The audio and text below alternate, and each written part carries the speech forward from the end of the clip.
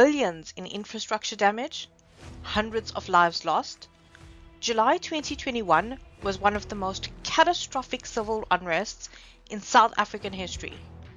Fast forward to June 30th this year, we waited. We waited with bated breath.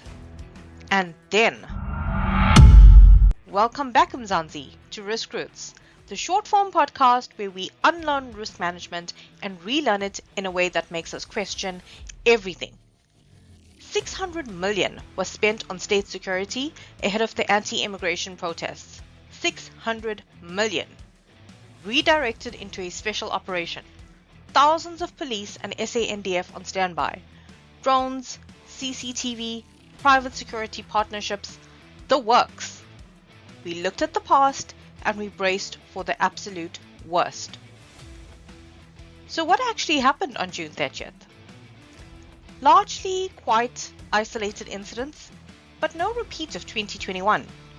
And almost immediately, the critics came out fighting, saying, 600 million down the drain, you overreacted. So, where's the line? Panic-stricken boardroom or completely exposed? Today, two corporate birds enter the ring, the Black Swan versus the Ostrich. The Ostrich approach is simple. See a massive threat, deep inequality, unemployment, social tension, and stick your head in the sand. Too big to worry about. In the lead up to July 2021, the state and corporate sectors were peak ostriches.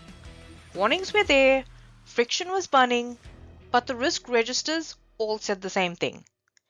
Likelihood? Highly unlikely. 1 in a 100-year event.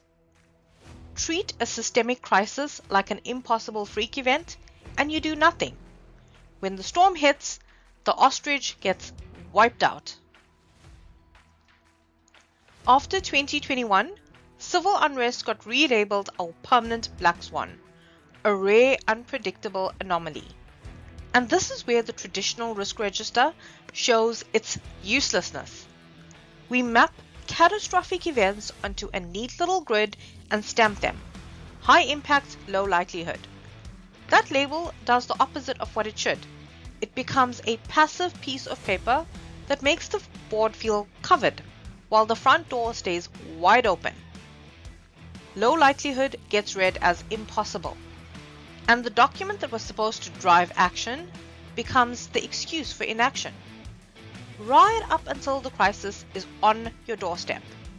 Then, the pendulum swings the other way. Hyper-paranoid over-control. Which brings us back to that 600 million. Here's the paradox. When your controls work, it looks like you've wasted your money. If the deployment is why the streets were quiet, it was a success. If there was never a real threat, it was over-control. From the outside, these two outcomes look identical. How do you actually tell the difference? Here's the lie written in black and white on almost every risk register. Labeling consequences or environmental conditions as risks. How often have you seen a reputational damage risk sitting on a risk register, as if it were a risk? You cannot put civil unrest or pandemic on your risk register. Those are environmental conditions. You cannot write a corporate policy to stop a protest on the N3. Your board cannot pass a resolution to fix border control or youth unemployment. If you cannot put a direct internal control against something to change its likelihood, it doesn't belong on your risk register. The real risk is never the external storm. It's the hole in your own roof. The event on the street is the environment. Your actual risk is your internal vulnerability. Say your business relies on a single warehouse corridor with zero backup distribution. The consequence is that your stock doesn't arrive and you lose millions. Here are 3 low-cost tactics to settle this fight. Firstly, stop letting risks sit passively on a grid. Fix your specific roof. Trigger-based SOPs, a simple traffic light system, green, amber, red, built on verified local data. Ditch the single point of failure. Look at your bottlenecks. If a major route closes for 48 hours, what breaks? Diversify suppliers and digital infrastructure now, not after. Or at least have solid backup plans. Map out risks using the bow tie method. Risk is never a simple one-to-one relationship. Finding the balance isn't about letting high impact, low likelihood sit passively on a document nobody ever reads until it's too late. It's about building a system adaptable enough that you never have to choose between your head in the sand or burning your budget chasing ghosts. Your risk roots challenge this month?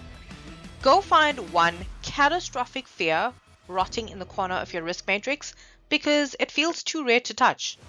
Strip away the emotion, identify the actual operational vulnerability underneath, and put clear, data-driven triggers in place. That's it from me. Don't forget to like, share, and subscribe. Until next time, stay safe.